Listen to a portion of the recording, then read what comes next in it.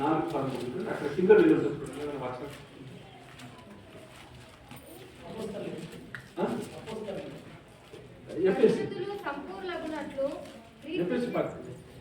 అపొస్తల కార్యము పరిచర్య ధర్మము జరుగుటకును ఆయన కొందరిని అపొస్తలులను గాను కొందరిని ప్రవక్తలను గాను కొందరిని సువార్తికులను గాను కొందరిని కాపరులను గాను ఉపదేశకులను గాను నియమించెను. ఎన్ని వచనం ఎంత? 13 కరెక్టేనా? 4:13 రైట్. అది ఇందులో ఈ 5 ఎవరికి ఎక్కువ కష్టం అంటే చెప్పండి. ఈ 5 ఎవరు ఎక్కువ కష్టపడతారు?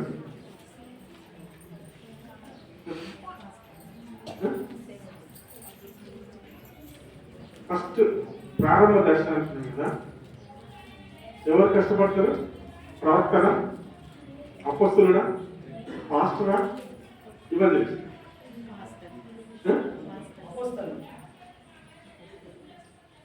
బేసిక్ ఇవంజలిస్ట్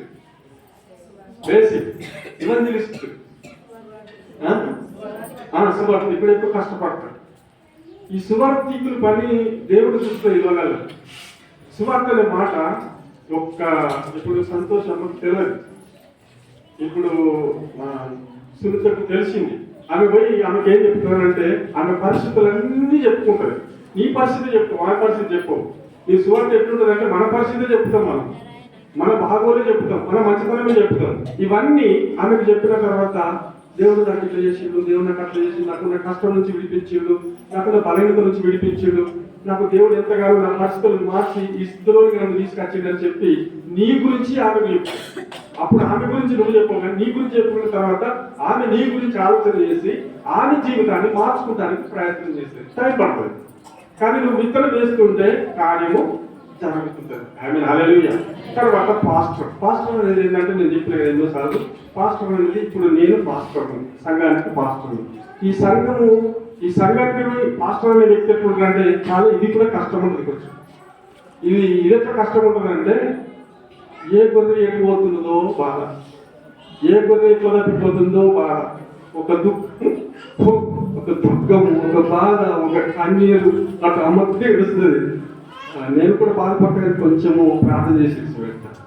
ఇవి అన్ని బాధలు ఉంటాయి. పాస్టర్కి బాగా బాధలు ఉంటాయి, చాలా కన్నీటి వేదన ఉంటుంది. ప్రభా ఎందుకు, ఏం చేసింది, ఎట్లా, ఏంటి అని ఇవన్నీ కూడా మీరు ఏ చిన్నగా చేస్తారో కానీ మాకు ఉన్నంత లిస్ట్ అయిపోయింది. మాకు ఎవరన్నా చిన్నగా పోయినా మాకు పెద్ద లిస్ట్ అయిపోతుంది. అది ఆ లిస్టును మేము కవర్ చేసుకోవాలి, మళ్ళీ మిమ్మల్ని పరిచయం చేయాలి, మిమ్మల్ని మంచితో వాళ్ళు నడవాలంటే చాలా కష్టం పెట్టారు. కనుక దేవుడు కార్యం చేస్తాడని నేను పరిస్థితున్నాను. తర్వాత అపొస్తలుడు అనే మాట మీకు ఇంకో మాట చెప్తాను. ఈ 5 విషయాల్లో అపొస్తలుడు అనే మాట ఏంటంటే, అపొస్తలుడి బోధ ఎట్లుంటుందో తెలుసా? అపొస్తలుడి బోధ, పాస్టర్ బోధ వేరుంటుంది, ఇవాంజలిస్ట్ బోధ వేరుంటుంది, తర్వాత అపొస్తలుడి బోధ వేరుంటుంది. తర్వాత బోధకుని చెప్తున్నాం. బోధకుని చెప్పిన తర్వాత అపొస్తలుడు చెప్తాను. బోధకుడు ఏం చేస్తారంటే మంచి టీచింగ్ ఇస్తారు, అంటే వాక్యము నేర్పిస్తారు. నేర్పించిన తర్వాత మీరు నేర్చుకొని మీలో ఉన్న బలహీనతలు ఏంటో అపొస్తలుడు అంటాడు. అపొస్తలుడు వచ్చిన తర్వాత నాకు చెప్తాడు. అంతే. ఇప్పుడు కాపీ మేస్తుంటాడు కదా, ఆ గోడ ఎక్కడ ఉప్పొచ్చింది అనుకో తక్కువ కొట్టేస్తుంది, దాన్ని గోడ కొట్టేస్తాడు. అంటే మనలో ఉన్న బలహీనతలను తీసివేసేది ఎవరంటే అపొస్తలుడు. మనం సరి చేసడానికి బోధ చేసేది ఎవరంటే అపొస్తలుడు. ఈ అపొస్తలుడు అయిన తర్వాత ఇంకొకరు ఉంటారు కదా, ఎవరు? ప్రవక్త చెప్తాడు, నిన్నెంత మాత్రం ప్రేమించాడు. ప్రవక్త బోధ ఎట్లుంటో తెలుసా? ఇప్పుడు ఇర్మియా గురించి చెప్పింది కదా, ఇర్మియా ఎవరైనా క్షమించిండా? హిజ్కియాను క్షమించిండా? రాజులను క్షమించిండా? ఎవరిని కూడా క్షమించలేదు. ఎందుకనంటే ఖచ్చితంగా బోధ చేస్తాడు. ఖచ్చితంగా నువ్వు చనిపోతావు, నీ రాజ్యం కూలిపోతుంది, కనుక నీ బ్రతుకు బాగున్నది, నువ్వు వింటలేవు, దేవుని వాక్యం లోపడలేవు, దేవుని వాక్యం సరిగ్గా నడతలేవు అని చెప్పి ఈ ప్రవక్త గద్దిస్తే అది తప్పకుండా జరిగింది. ఇప్పుడు బైబిల్లో జరిగింది, ఈనాడు కూడా జరుగుతుంది. అంటే ఇవన్నీ కూడా ఒక్కొక్కరికి ఒక్కొక్క టాలెంట్ ఉంటుంది, ఒక్కొక్కరు ఒక్కొక్క రకంగా బోధన చేసి సంఘాన్ని కట్టాలి. వీళ్ళు 5 కలిస్తే సంఘం కట్టబడుతుందని, సంఘంలో ప్రతి బలహీనత నుంచి మనకు విడుదల పొందుకొని మనమందరం కూడా ప్రభులో ఐక్యమత్యత కలిగి ప్రభు రాకడ కొరకు ఎదురు చూసి ప్రభు వచ్చినప్పుడు మనం అందరం కూడా ఆయన మేఘాలు వచ్చినప్పుడు మేఘాల మీద ఎక్కి పాటలు పాడుకుంటూ ఆటలు ఆడుకుంటూ సంతోషంగా ఆనందంగా పరలోకం వెళ్తాము. హల్లెలూయా. ఇది ఇవన్నీ కల్పితములు చేసి ఒక ఆత్మలను రక్షణలోకి తీసుకొచ్చి ఈ రీతిగా నడిపించడం అనేది ఐదుగురు పని చేయాలి. 5 ఏళ్ళు పని చేస్తాయి కదా, 5 ఏళ్ళు పని చేయకపోతే ముద్ద కడుపులో పోదు. ఏదైనా 5 ఏళ్లలో ఒకటి ఏది కమ్జోర్ ఉన్నా అది అందరూ కొట్టదు. కాబట్టి అందరూ పాటలు పాడేటోళ్ళు కానీ, వాక్యం చెప్పేటోళ్ళు కానీ, తర్వాత ఇంకా వాక్యం చదివేటోళ్ళు, సండే స్కూల్ చెప్పేటోళ్ళు, వాక్యం బోధించే వాళ్ళు, ఇంకా అనేకులు లేచి మీరు అందరూ కూడా వాక్య పరిచయం చేయాలి, ఆరాధనలు చేయాలి, దేవుని మయపరచాలి. ఇవన్నీ కూడా నీకు ఇంకొక మాట చెప్తాను, మీరు ఈ మాట నేర్చుకోండి కదా. నేను చెప్పేది నా అనుభవం ఉంది, నేను చెప్తాను. ఇంకో మాట ఏంటంటే, మీరు ఎప్పుడైతే మీ బోధ గురించి చెప్తారు, మీరు ఎప్పుడైతే బోధ చేయాలనుకుంటున్నారో, మోసే ప్రవక్త మోసే పరిశీలన చేసినప్పుడు యోషువ ఆయన దగ్గర అసిస్టెంట్గా ఉన్నాడు.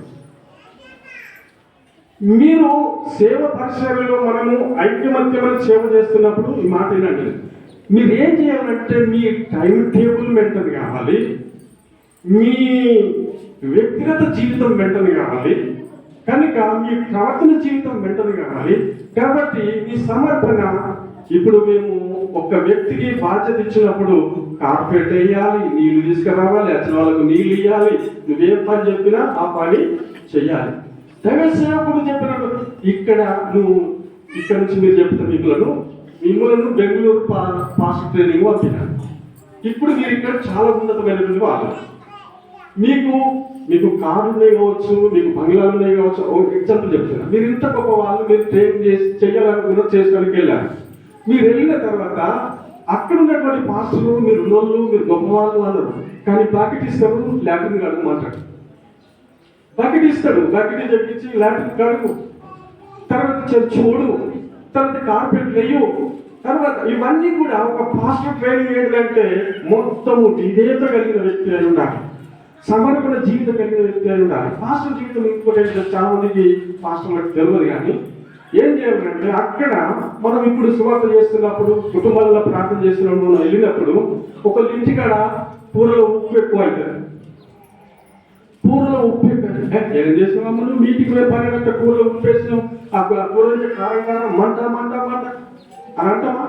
అమ్మ చాలా బాగా చేసినాం అమ్మ, చూసారు కదా ఎంత అనాలి మనము, చాలా బాగుంది అన్నాడు. పాపం సంతోషపడతాడు. ఇవన్నీ కూడా అంటే మన జీవితంలో ఇవన్నీ కూడా ఒక మెప్పార్థము, మెప్పించడము, ఈ పరిసర విషయంలో చాలా చాలా కష్టమైనటువంటి పనులు ఉంటారా. మీరు నేర్చుకోవాలి ఏంటంటే, మొట్టమొదటిగా రావాలి. ఇక్కడ మీకు తెలుసా, ఎక్కడో నేను ఇక్కడికి 10 గంటలకు వచ్చిన, 10 గంటలకు వచ్చి కూర్చున్నా, 11 మీ టైం టేబుల్ చెప్తున్నా. ఇంకో స్టెల్లా సురస్పాల్ గారు మాట్లాడేది, మీరు అందరి సముఖంలో చెప్తున్నా, 11 గంటలకు స్టార్ట్ చేద్దామా, 10:30కి స్టార్ట్ చేద్దామా, మీరు ఎప్పుడు చేయమంటే అప్పుడు నేను చేస్తాను. నాకేం బాధ లేదు. నేను స్నానం చేసిన తర్వాత నాకు టైం అంతా బాగా, నాకు ఎక్కువ టైం అయిపోతున్నది. కాబట్టి మీ అనుకూలతను బట్టి బలసండ రోజు మాత్రము మీరు విలేజ్లో దూరం నుంచి కొంచెం వస్తారు.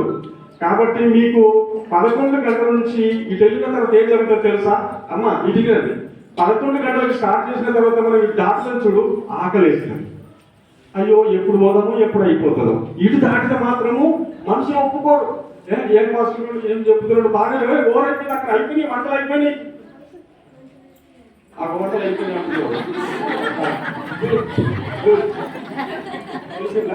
అక్కడ వంటలు అయిపోయిందని చెప్పేస్తుంది.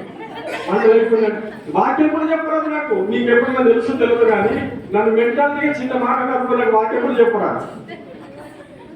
నాకు వాక్యం కూడా చెప్పారు. చాలా సంతోషం. మరి కొంచెం వాక్యం విందాం బిడ్డలారా. మరి దేవుని దాసురాలు ఆమె సమర్పించుకొని పరిచర్య నిమిత్తముగా మరి ఆమె పరిచర్య చేస్తున్నదని విన్నాను. ఒక్కసారి నేను చూసిన ఏళ్ళ గారికి పరిచయం ఉన్నది ఎక్కువ చెప్తా, అమ్మనే చెప్తుంది. కాబట్టి పరిచర్యకురాలు మరి పరిచర్య చేసిన కొరకు మన మధ్యలో వచ్చింది. దేవుని యొక్క దైవ సందేశాన్ని మనకు అందిస్తుంది. కాబట్టి మనము ఆమె వాక్యం చెప్తున్నప్పుడు శ్రద్ధతో మనం విని ఆలకించుదాము. ఆమె సాక్ష్యం, ఆమె కష్టాన్ని మనం విందాం. ఆమెన్. గట్టిగా చెప్పండి.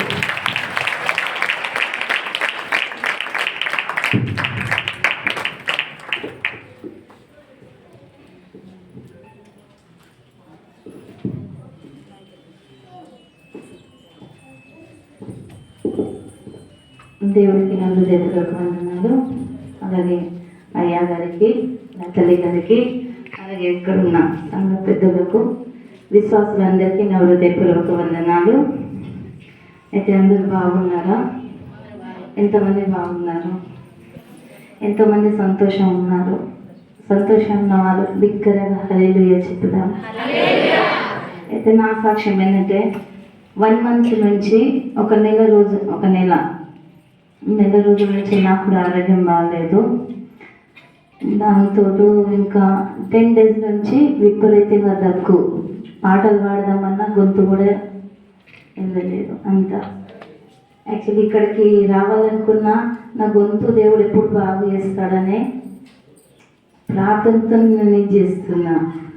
కానీ దేవుడు దయవలన కొంచెం అందులో కొంచెం ఓకే పర్వాలేదు, దేవుడు నా గొంతును ముట్టిండు. అలాగే నేను పుట్టుక నుంచి ముంబై ప్రాంతంలో పుట్టాను, పెరిగాను. అక్కడనే నా స్టడీ అయిపోయింది. ఎందుకంటే మా నాన్నకు అక్కడనే జాబ్ దొరికింది కాబట్టి 17 సంవత్సరం అక్కడ ఉన్నా. 17 సంవత్సరం తర్వాత వివాహం జరిగింది. 12 సంవత్సరం మా ఆయనతో నేను ఉన్నా. 12 సంవత్సరం తర్వాత తను చనిపోయి 9 సంవత్సరం అవుతుంది. తను చనిపోయినాక సంవత్సరం తర్వాత నేను సేవలోనికి వచ్చాను. అలాగే నాకు 2 కుమారులతో పాటు నేను నిజామాబాద్లో ఉంటాను. మా సొంత ఊరు వచ్చేసి దర్పల్లి. మా అత్తగారిది చిన్న వాల్గోటు. అయితే మా నాన్న అయితే చనిపోయిండు. అత్త మామ ఉన్నారు, తల్లి ఉన్నారు, అన్న ఉన్నాడు, అక్క ఉన్నాడు. అయితే ఎవరి సహాయం లేకుండా ఈరోజు నా దేవుడు నన్ను పోషిస్తున్నాడు. అది దేవుడి కృప. ఎందుకంటే నేను దేవుడి వైపు చూస్తున్నప్పుడు నా దేవుడే నాకు సహాయం చేస్తున్నాడు. అలాగే నాకు ఎక్కువ తెలుగు రాదు. నేను మాట్లాడిన బట్టి మీకు అర్థమవుతుండొచ్చు. ఎందుకంటే ముంబైలో పుట్టిన వాళ్ళు చాలామంది హిందీలో, మరాఠీలోనే మాట్లాడతారు. ఈవెన్ ఇప్పుడు కూడా నా ఇంట్లో నా 2 పిల్లలతోని 2 బాబులు, ఈవెన్ మా అమ్మ కానీ, అక్క కానీ, అన్న కానీ వాళ్ళతో హిందీ మాట్లాడతారు. నా నాన్న హిందీ అటే అవుతుంది. ఇప్పుడు జస్ట్ ఇక్కడ వచ్చి 9 సంవత్సరం అయింది కాబట్టి అమ్మ బాగున్నారా, అక్క బాగున్నా అంటే బాగున్నా, నువ్వు ఎట్లా ఉన్నావురా అంటుండే. అడపోయిండ్రా అంటే మాట్లాడే మాట అసలు నాకు ఆడు ఈడు ఇదే వస్తుంటే కొన్ని రోజుల తర్వాత వాళ్ళని చూసినా అంటే ఈ పదాలు వాడద్దు, ఈ పదాలు బాగు కాదు అని తర్వాత నేను మెల్లమెల్లగా నేర్చుకున్నా. స్టడీ మాత్రమైతే తెలుగే చదువుకున్నా కాబట్టి తెలుగు వస్తుంది. కానీ మాట్లాడే భాష తెలుగు ఎక్కువ మాట్లాడలేని, హిందీలో మాట్లాడతా. సరే, ఈ సమయం మనం వాక్య భాగంలో వెళ్దాం. చాలామంది మీ జీవితంలో ఇప్పుడు ఇక్కడ ఎంతమంది ఉన్నారో మీ జీవితంలో ఒక అద్భుత కార్యం, ఒక సూచక క్రియలు జరగాలంటే, లేకపోతే మీ జీవితమే ఒక అద్భుతంగా మార్చబడాలంటే మనకు వాక్యము చాలా ఉపయోగకరమైనది. అయితే వాక్యం ద్వారా ఎప్పుడైతే మనం వాక్యం సరిగా వింటామో, వాక్యం ద్వారా ఇప్పుడు చాలామంది సాక్ష్యాలు కూడా చెప్పిండ్రు. వాక్యం ఎంతైతే వింటామో వినుట వలన విశ్వాసం ద్వారా స్వస్థత కలుగుతుంది. ఇక్కడ రక్తగల స్త్రీ జీవితంలో కూడా జరిగింది. విన్నది, విశ్వసించింది, స్వస్థత పొందుకున్నది. అలాగే ఇంకొక వేరొకరు మనం కూడా చూస్తున్నాము. లూదియా కూడా పౌలు భక్తుడు వాక్యం బోధిస్తుండగా తాను కూడా శ్రద్ధగా విన్నప్పుడు ఆమె రక్షించబడ్డది, తన కుటుంబం కూడా రక్షించబడ్డది. అంటే వాక్యము మన జీవితంలో ఎంతో ఉపయోగకరమైనది. వాక్యము మన జీవితంలో ఎంతో బలమైనది. వాక్యమే మన జీవితాన్ని సరిచేస్తుంది. వాక్యమే మనల్ని బ్రతికిస్తుంది. అయితే ఇప్పుడు ఇక్కడ ఇంతమంది ఉన్నారు. అయితే ఒక ఎగ్జాంపుల్ నేను చెప్తున్నా. ఇంతమందికి ఒక 10 మంది ఏమనుకుంటున్నారంటే, నేను ఇన్ని రోజుల నుంచి ప్రార్థన చేస్తున్నా కానీ నాకు జవాబు వస్తలేదు, అందుకోసం నేను ప్రార్థన మానేసిన, మందిరాన్ని కూడా రావడం కూడా మానేసింది అంటారు. ఇంకొక 10 మంది ఏమంటున్నారంటే, నేను ప్రార్థన చేసిన నా ప్రార్థనకు ఫలితం దొరికింది, జవాబు దొరికింది, నా వ్యాపారం మంచిగా నడుస్తుంది, అలాగే నా పాడి పంటలు కూడా సమృద్ధిగా పండినాయి, ఉండటానికి చక్కని దేవుడు ఇల్లు ఇచ్చాడు, నడిపేయడానికి కాలు కింద పెట్టకుండా కాలు ఇచ్చాడు, దేవుడు అన్ని ఇచ్చాడు. రాను వాళ్ళ జీవితంలో మేలు జరిగింది. కానీ ఎట్లయితే వాళ్ళ జీవితంలో మేలు జరిగిన కొద్దీ వాళ్ళ జీవితంలో ప్రార్థనకు దూరం అయ్యారు, మందిరానికి దూరం అయ్యారు. ఇలా ఆదివారం చర్చ్కు రాకుంటే ఎట్లరా, అరే వస్తలే మమ్మీ, 1,00,000 రూపాయలు కోట్ల ఆస్తి మీటింగ్ ఉన్నది, అది పోతే మనం కోట్ల ఆస్తి మనము నుక్సాన్ అయిపోతాం, ఎట్లా మమ్మీ నేను వెళ్తా. అట్లా కొంతమంది కూలిపోయిన వాళ్ళు కూలికి పోతారు కదా, అక్కడ ఈరోజు పసుపు రిక్కకు 700 ఇస్తున్నారు, రాయి పోదామప్ప, మనకి మళ్ళీ దొరకది, పోదాం వచ్చే సండే వెళ్దాం, ఏం కాదు ఈ సండే వెళ్ళకపోతే అంటే. చాలామంది దేనికి ఇంపార్టెంట్ ఇస్తున్నారు?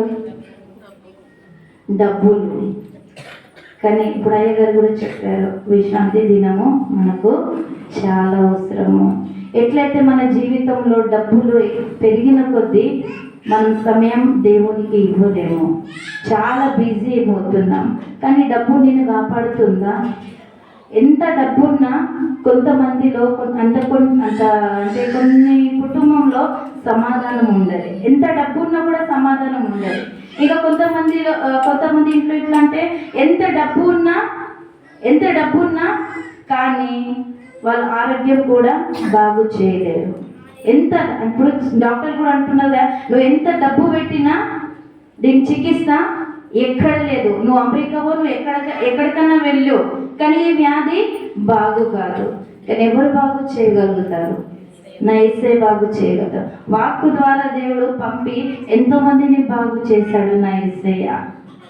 కాబట్టి పైసలు ఉంటే కాదు, కుటుంబంలో కారం ఎక్కువ తిన్నా కొందరు సమాధానం ఉంటారు, ఏది లేకున్నా సంతోషం ఉంటారు.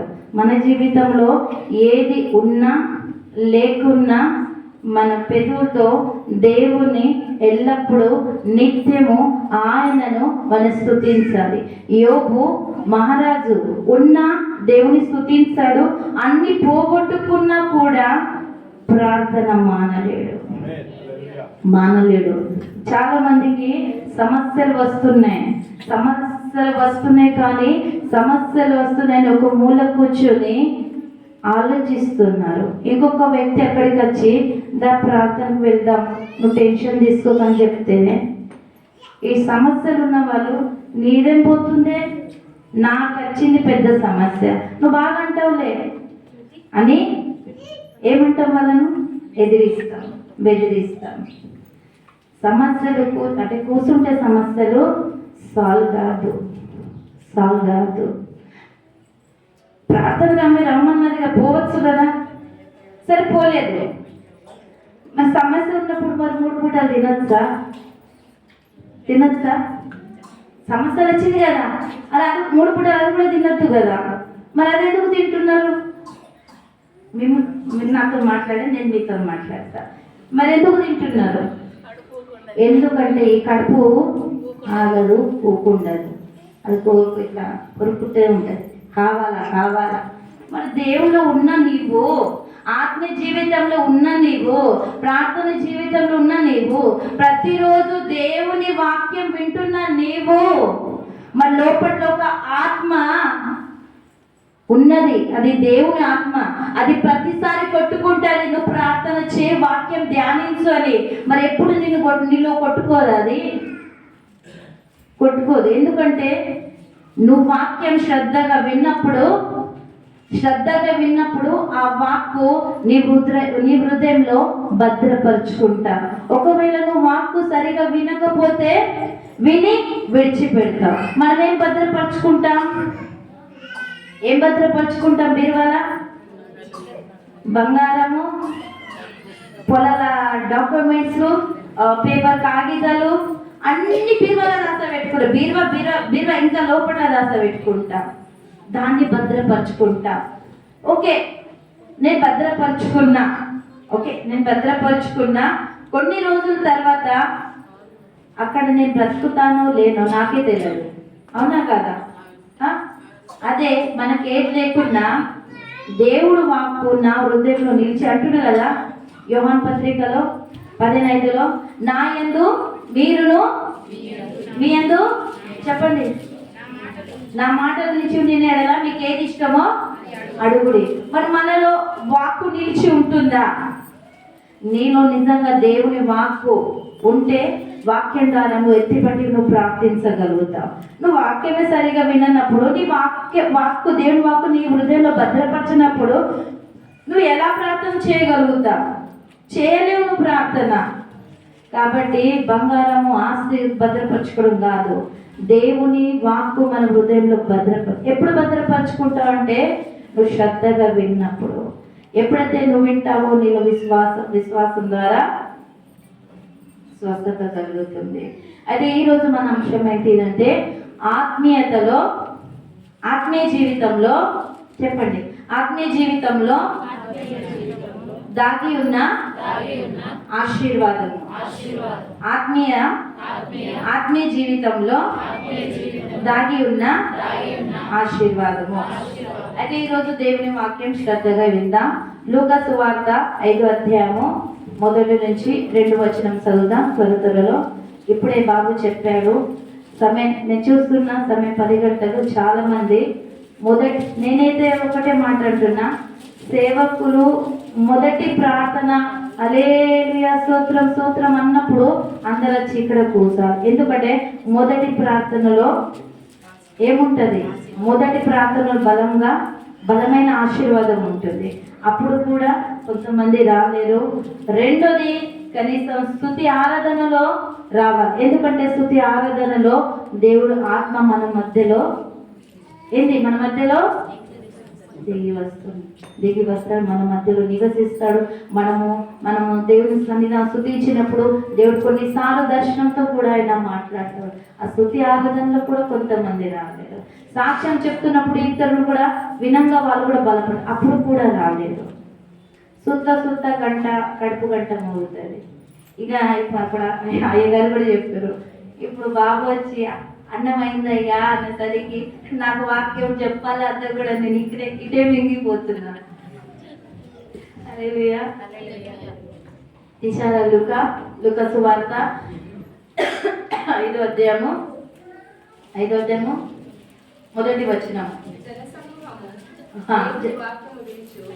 ఆయన మీద పడుచుండగా ఆయన గెనెసరేతు సరస్సు తీరమున నిలిచి ఆ సరస్సు తీరముననున్న 2 గోరెలను చూశారు. జాలరులు వాటిలో నుండి దిగి తమ వలలు కలుపుచుండిరి. ఓకే, ఇక్కడ మనం ఏం చూస్తున్నాము? ఆ సరస్సు తీరము నుండి యేసు ప్రభు దేవుని వాక్యం బోధిస్తుండగా చాలా మంది ఆయన మీద పడిపోతున్నారు. ఎవరి మీద పడిపోతున్నారు? యేసే మీద. యేసే అక్కడ ఏం చేస్తున్నాడు? చాలా మందికి ఏం చేస్తున్నారు? సువార్త అక్కడ ప్రకటిస్తున్నారు. అప్పుడు అక్కడ 2 వ్యక్తులు అలాగే 2 దోణీలు ఉన్నాయి. వారు ఏం చేస్తున్నారంటే రాత్రంతా వాళ్ళు కష్టపడ్డారంట. రాత్రంతా వాళ్ళు కష్టపడి తర్వాత వారి వలలు వాళ్ళు కడుక్కుంటున్నారు. చూడండి అక్కడ ఉన్నది చూడండి. రాత్రంతా వాళ్ళు కష్టపడి వారు వాళ్ళ వలలు కడుక్కుంటున్నారు. అయితే మరి వీళ్ళ పరిస్థితి ఏంటంటే నిరాశ నిస్సహాయ స్థితిలో ఉన్నారు. రాత్రంతా వాళ్ళు కష్టపడ్డారు కానీ వాళ్ళకు ఏ ఫలితం లేదు. అయితే ఇలా వృత్తి ఏంటిదంటే చేపలు పట్టే వృత్తి. ఏ వృత్తి అది? చేపలు పట్టే వృత్తి. అయితే ఈరోజు వాళ్ళ చేపలు ఒకవేళ వాళ్ళ వలలో వస్తే ఆ చేపలు తీసుకొని ఏం చేస్తారు? అమ్మి వచ్చిన డబ్బులతో వాళ్ళ కుటుంబాన్ని పోషించుకుంటారు. ఆ రోజు అంత కష్టపడిన ఆ రోజు వాళ్ళ వలలో ఒక్క చేప కూడా పడలేదు. అందుకోసం నిస్సహాయ స్థితిలో వాళ్ళు వలలు కడుక్కుంటున్నారు. వాళ్ళు అనుకుంటున్నారు, ఏ ముఖంతో నేను ఇంటికి వెళ్ళాలి, నా వలలో కూడా ఒక్క చేప రాలేదని వాళ్ళు బాధతో ఉన్నారు. అప్పుడు అక్కడ నా యేసయ్య వాళ్ళని చూస్తున్నారు. ఎవరిని చూస్తున్నారు? పేతురుని, యోహానుని చూస్తున్నారు. హల్లెలూయా.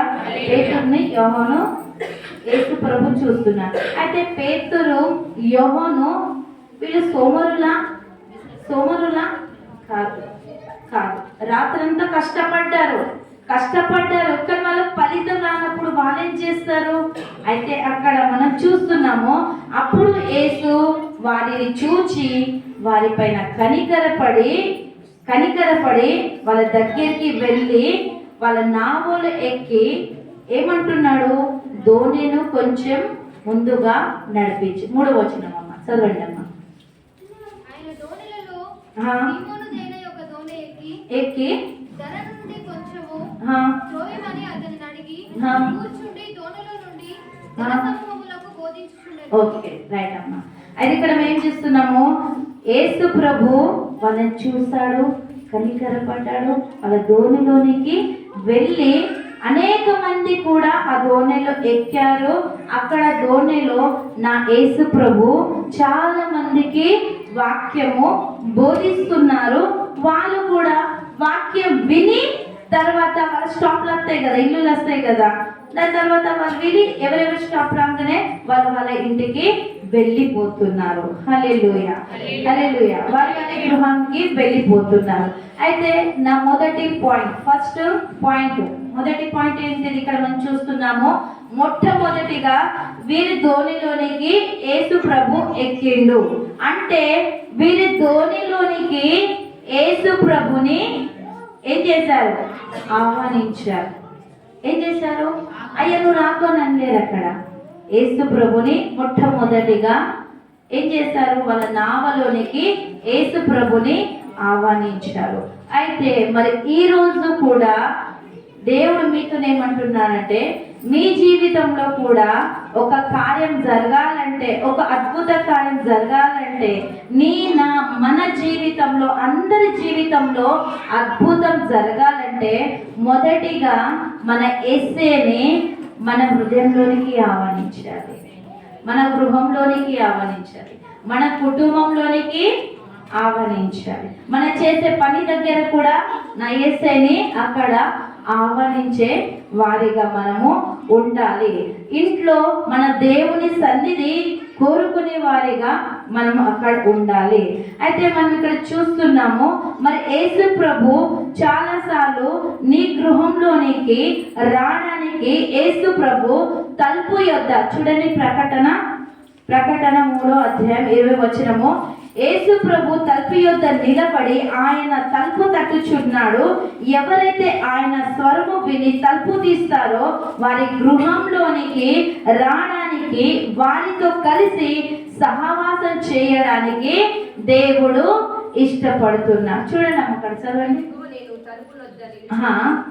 ఇదిగో నేను తలుపునొద్ద నిలుచుండి తట్టుచున్నాను.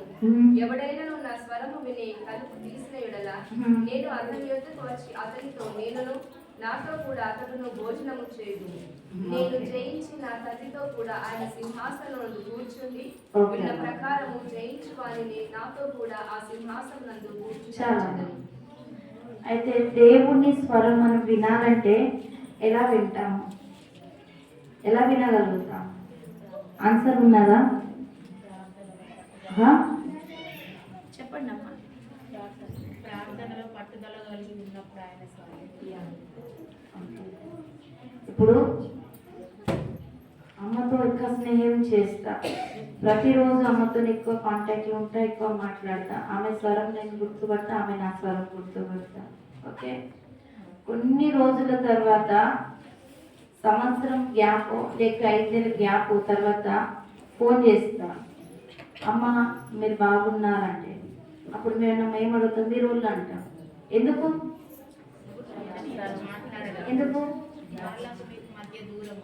మన మధ్యలో గ్యాప్ వచ్చింది.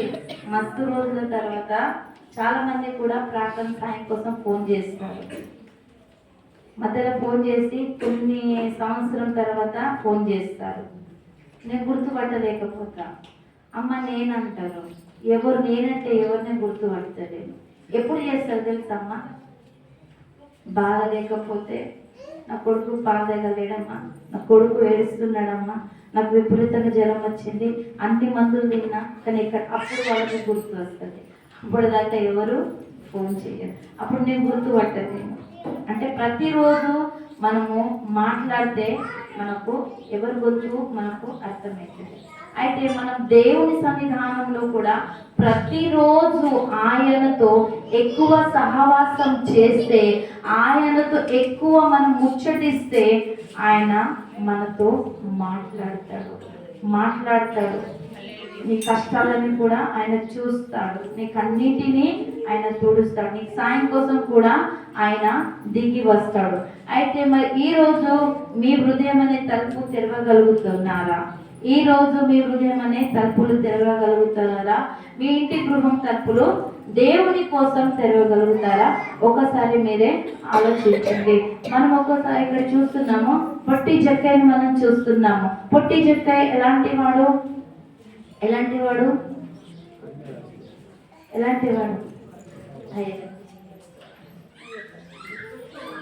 జక్కయ్య ఎలాంటి వాడు?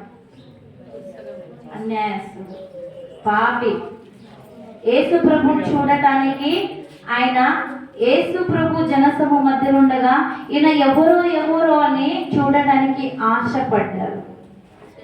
అయితే యేసు ప్రభు స్వయంగా అంత జనాల మధ్యలో ఉండి కూడా నా యేసు ప్రభు ఎవరైతే ఆశ కలిగి ఉన్నారో వాళ్ళ యొక్క దగ్గరికే వెళ్ళి నిలబడ్డారు. మరి ఇంతమంది చుట్టూ ఉన్నారు, మరి ఎవరు ఆశ కలిగి లేరే? అందరు వచ్చిర్రు, యేసు మీద పడుతున్నారు, నన్ను ముట్టు, నన్ను తాకు, నన్ను బాగాలి, నన్ను ముట్టు, నాకు బాగాలేదు, నా కాలు బాగాలి, నా చేతులు, నా కళ్ళు పోయినాయి. ఏదో బ్రతుకులు వస్తూనే ఉంటున్నారు, కానీ ఆశతో వస్తలేదు, ప్రేమతో వస్తుంది. కానీ దూరం ఎక్కడ చెట్టు మీద ఉన్నా నా జక్కయ్య ఆశ కలిగి ఉన్నాడు, యేసుని చూడాలా. యేసు డైరెక్ట్ అక్కడికి వెళ్ళి అక్కడనే ఆగి జక్కయ్య రా అంటున్నాడు. ఈయన సంతోషంగా కిందికి దిగి ఇక ఎంత సంతోషపడి జక్కయ్య నేను మీ ఇంటికి వస్తున్నా అంటే, అబ్బా ఎక్కడలేని ఆనందం, ఎక్కడలేని సంతోషం, నా ఇంటికి వస్తున్నావు యేసయ్య, పద అని ఇంటికి తీసుకొని వెళ్ళాడు. ఎప్పుడైతే నా యేసయ్య జక్కయ్య గృహంలోనే అడుగు పెట్టాడో, మంచిదండి, నా యేసయ్య జక్కయ్య వాళ్ళ గృహంలో అడుగు పెట్టాడో మొదటి పాయింట్. ఎప్పుడైతే వాళ్ళ గృహంలో అడుగు పెట్టినాక దాని తర్వాత యేసయ్య మాటలు వినగానే పాపి అయిన జక్కయ్య, అన్యాయం చేసే, అందరికీ అన్యాయం చేసే జక్కయ్య తన హృదయం మార్చబడ్డది. ఎందుకు మార్చబడ్డది? ఎందుకంటే ఈ లోకంలో చాలా మంది ఉన్నారు, చాలా మంది ఆయన మాటలు విన్నాడు, కానీ అందరి మాటలు వేరే, నా యేసు మాటలు వేరే. నా యేసు సత్యమైన మాటలు బోధిస్తున్నారు. యేసు ప్రభు మాట వినగానే ఆ మాట ఇక్కడ హృదయానికి తాకి వెంటనే మార్పు వచ్చింది. హల్లెలూయా, వెంటనే మార్పు వచ్చింది. ఏమంటున్నాడు తెలుసా? అయ్యా నేను ఎంతమంది దగ్గరికి నేను ఎక్కువ తీసుకున్నాను, తిరిగి 400 నేను వాళ్ళకి ఇస్తా, అది కాక నా ఆస్తిలో ఇంకా సగం కూడా ఇస్తా అంటున్నాడు. అంటే ఎవరి దగ్గర అని తెలుసు, నేను అన్యాయం చేసిన కదా, అద్దు ఈ సొమ్ము, పాపమైన సొమ్ము నాకెద్దు, ఒకటి తీసుకున్నా కావచ్చు, అంటే ఇంకా డబల్ తీసుకున్నా కావచ్చు, 400 నేను వాళ్ళకు ఇస్తా, అది కాకపోతే నాకు ఎంతైతే ఆస్తి ఉన్నదో దాంట్లో సగము నేను వాళ్ళకి ఇస్తా. అంటే తన తప్పులు తెలుసుకున్నాడు. మరి ఇన్ని రోజులు ఆయనకు తప్పులు తెలియదా? మోసం చేస్తున్నాడు తెలియదా? ఎందుకు తెలియదు? అన్నీ తెలుసు, కమస్తున్నా కదా, మోసమైన ఏమంటారు, లంచం, అన్నీ తెలుసు. కానీ యేసు ప్రభు నా ఇంటికి రాగానే, ఆయన మాటలు వినగానే నాలో ఒక అలజడి, నా హృదయం కదిలింది దేవుని వాక్కు ద్వారా, సత్యమైన వాక్కు ద్వారా. అయితే ఈరోజు నేను అంటున్నాను మీతో, ప్రతిరోజు దేవుని మాటలు వింటున్నాము, దేవుని మాట మన హృదయం కదిలిస్తలేదా? చాలా మంది వింటున్నారు, విడిచిపెడుతున్నారు. సేవకులు చెప్పి వాళ్ళు అలసిపోతున్నారు. కానీ వాళ్ళు అలసిపోరు, ఎందుకంటే వాళ్ళ పనే అది. చెప్పాలా, వాళ్ళు వినాలా, వాళ్ళని దారి తీసుకురావాలా. మరి ఎన్నిసార్లు మనం వాక్యం వింటున్నామో, మరి మన జీవితం ఎందుకు బాగైతలేదు, మన కుటుంబం ఎందుకు బాగైతలేదు? చాలా మంది అంటున్నారు, నేను ప్రార్థన చేస్తున్నామ్మా, వాక్యం వింటున్నామ్మా, ఓకే వింటున్నాం, ప్రార్థన చేస్తున్నాం, సరే. ఎంత చేసినా కొన్నిసార్లు కష్టాలు వస్తాయి, శ్రమలు వస్తాయి. ఎన్ని కష్టాలు శ్రమలు వచ్చినా ఏగించే శక్తి దేవుడు ఇస్తాడు.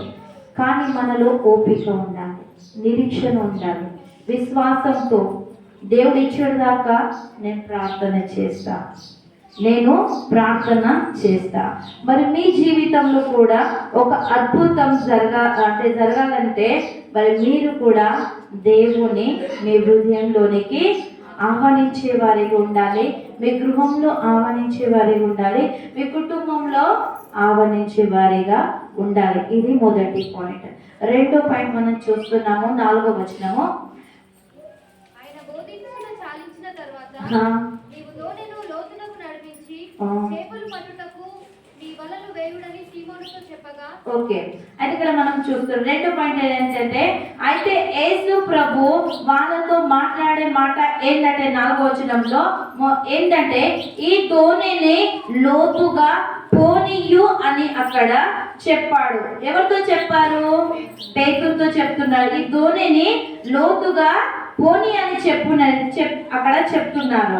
అయితే ఎప్పుడైతే మనం చూడండి, ఎప్పుడైతే మనము యేసు ప్రభుని మన హృదయంలో మన గృహంలో చేర్చుకున్న మనము ఏం చేయాలంటే, మన యేసేలో ఎక్కువ లోతైన సహవాసం మనము కలిగి ఉండాలి, ఆయన మార్గంలో నడవాలి. అంతేకాదు యేసు ప్రభు నిన్ను ఎలా నడవమంటాడో అలా నువ్వు దేవుని సరైన మార్గంలో నువ్వు నడవాలి.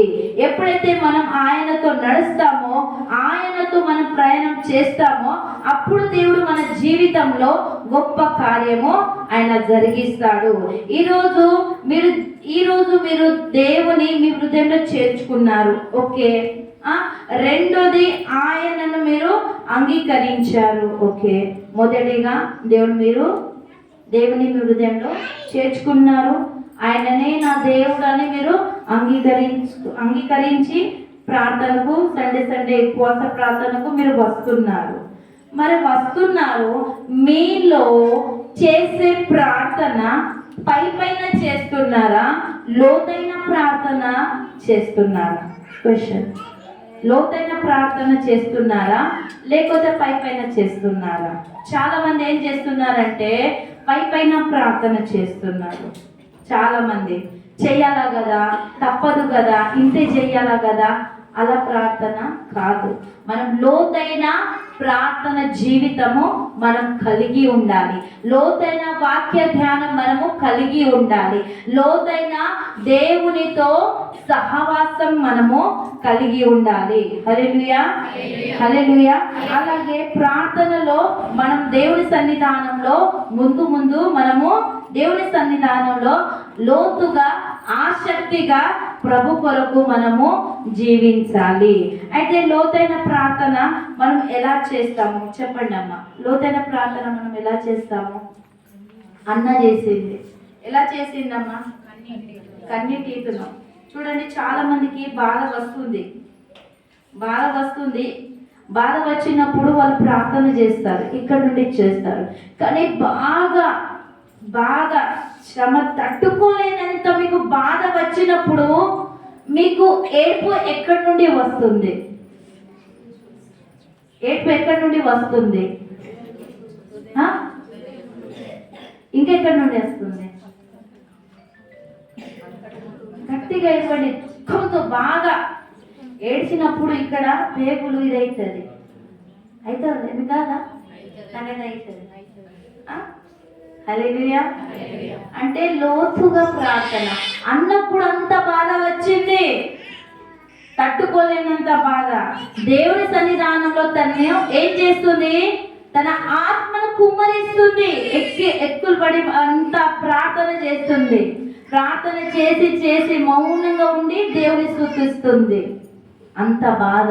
హల్లెలూయా, హల్లెలూయా. చూడండి, బావి, మనం బావి తోడతాం కదా, బావి తోడినప్పుడు బావిలో నీళ్ళు నిండాలంటే పైనుంచి 100 మంది బావిలో మీదికి నీళ్లు వస్తే నిండుతుందా, లేకపోతే కింది నుంచి ఏమంటారు,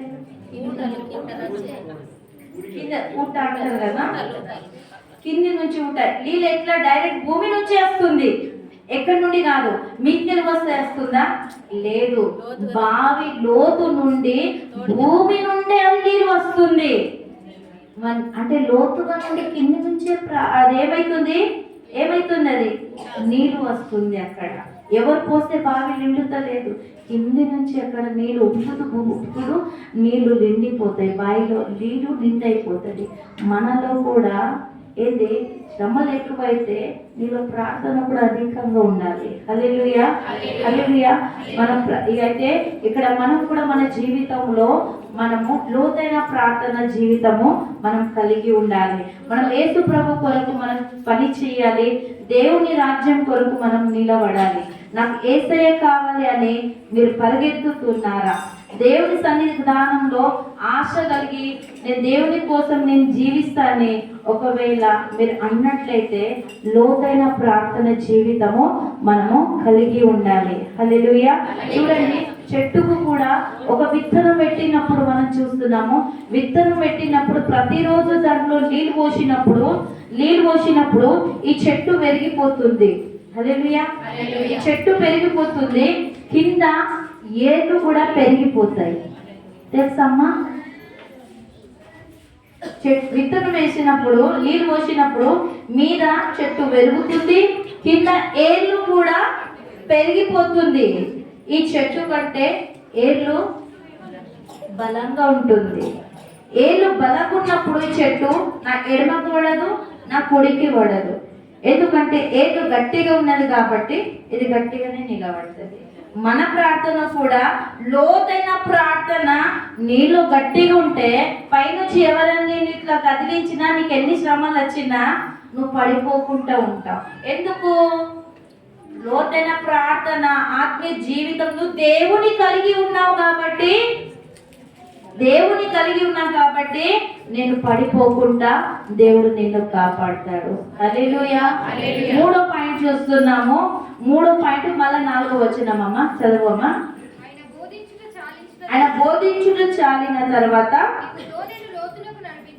దోణి లోతుకు నడిపించి అదే చేపలు పట్టుటకు చాలు. ఇప్పుడు ఏమన్నారు, సెకండ్ ఏమన్నారు అక్కడ, నావను లోతుగా నడిపియు అని అన్నాడు. ఓకే, నావ లోతుగా నడిపించాడు. తర్వాత ఏమంటున్నాడు అక్కడ, మీ వలలు అక్కడ వేయుడి అని చెప్తున్నారు. అప్పుడు వారన్న మాట ఏంది, 5వ వచనము ఏమంటున్నారు అక్కడ, సీమోను నా ఏలినవాడా, రాత్రి అంతయు మేము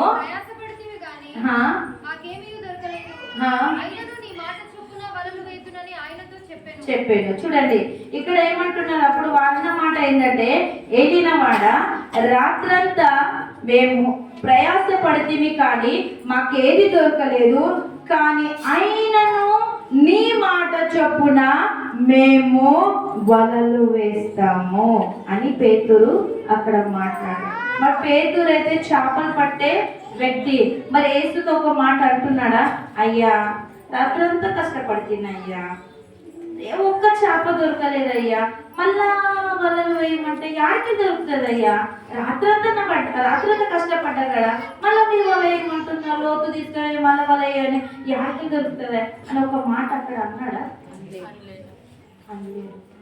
సరే దేవా, అయినను నీ మాట చొప్పున నేను వల వేస్తాను. అయితే మనం చూడండి, మొదటిగా లోతైన అనుభవం అంటే ఏంటిది? ప్రార్థన చేసిన మనము, వాక్యాన్ని ధ్యానిస్తున్న మనము, దేవుని సన్నిధికి వస్తున్న మనము, ఆయనలో సహవాసంలో కొనసాగుతున్న మనము, పరిచర్యలో కొనసాగుతున్న మనము, ఈ ఆత్మీయ జీవితంలో లోతుగా వెళ్ళుతున్న మనము దేవుని మాట చొప్పున వల వేయాలి. దేవుని మాట చొప్పున అడుగు వేయాలి. దేవుని సన్నిధానంలో మనము ఏం చేయాలి? కనిపెట్టి ప్రార్థన చేయాలి. ప్రభువా, నీ చిత్తం ఏమిటిదో మా జీవితంలో జరిగించు. ప్రభువా, నా కుటుంబంలో నా బిడ్డల పట్ల నీ చిత్తం ఏమేమి ఉన్నదో అదే అక్కడ జరిగించు అని మనం ప్రార్థన చేయాలి.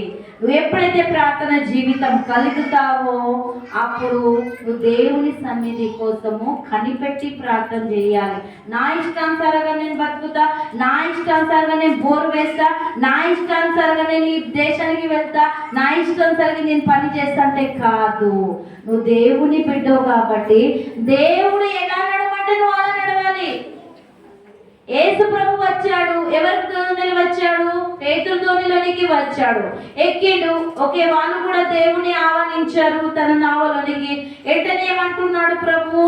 ధోనిని కొంచెం అటు నడిపించంటే వాళ్ళు నడిపిస్తున్నారు, అంటే వింటున్నారు. తర్వాత ఏమంటున్నాడు? ధోనిని లోతుగా పోని అంటున్నారు. ఏమంటున్నారు? ధోనిను లోతుగా పోని అంటున్నారు. మూడోది ఏం చేస్తున్నారు? ఆగు, ఇప్పుడు ఆగు, ఇప్పుడు దీని వల్లది ఇప్పుడు వెయ్యి అంటున్నారు. అంటే నా యేసు చెప్పినట్లు వాళ్ళు అక్కడ చేస్తున్నారు. అంటే మన జీవితంలో అద్భుతం జరగాలంటే మరి యేసు ప్రభు చెప్పిన మాటలు సేవకులు చెప్పిన వాక్యాలు మనం శ్రద్ధగా వింటేనే కదా మన జీవితంలో అద్భుతాలు జరుగుతుంది. హల్లెలూయా, అద్భుతం జరుగుతుంది. ఇక్కడ మనం చూస్తున్నాము, ఒక జరిగిన సంఘటన. ఒక ఆమె అంటుంది, అయ్యగారు మా అమ్మాయికి వివాహం అయింది. వివాహం అయినాక పదే మా ఇంటికి వస్తుంది. నాకు అది కావాలా డాడీ, నాకు ఇది కావాలా.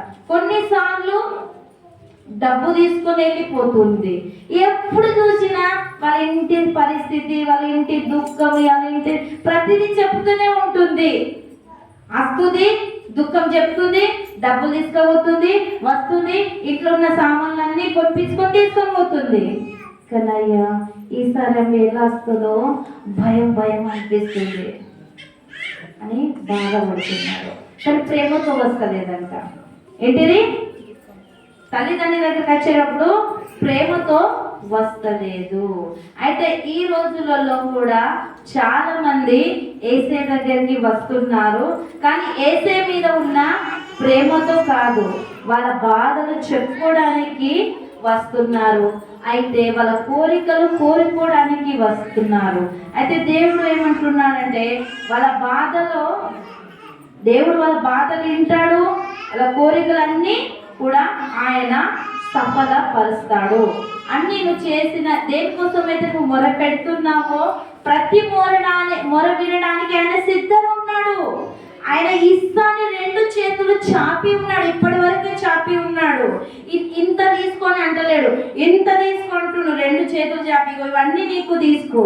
కానీ మొదటిగా నువ్వు దేవునిలో భయం భక్తి కలిగి ఉండు. నువ్వు దేవునిలో లోతైన ఆత్మీయ జీవితంలో నువ్వు కలిగి ఉండు. నా పైన నువ్వు ఆధారపడి అంటున్నాడు. అయితే ఫస్ట్ మనం ఏం చేయాలంటే దానికంటే ప్రాముఖ్యం ఏంటంటే మొదటిగా నువ్వు దేవుని వెతుకు. హల్లెలూయా, దేవుని వెతుకు, దేవుని నువ్వు ప్రేమించు, నువ్వు దేవుని సన్నిధి కోరుకో.